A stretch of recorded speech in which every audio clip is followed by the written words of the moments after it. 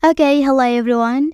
Here I want to provide a tutorial on how to turn off automatic updates on Google Play Store on Infinix GT20 Pro 5G device.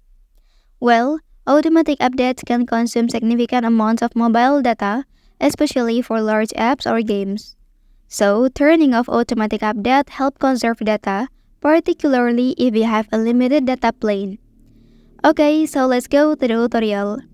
First thing first, open the Play Store application on your device. Okay, and then here, you can tap on the profile icon at the top right corner. So, from there, select the settings option. And in the settings page, navigate to the network preferences. Okay, so here, click on the second option available. And within this menu, just tap on Don't Auto Update Apps.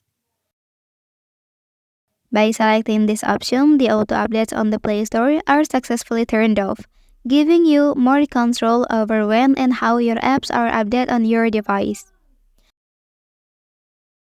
Okay, that's the tutorial on how to turn off automatic updates on Google Play Store on Infinix GT20 Pro 5G device.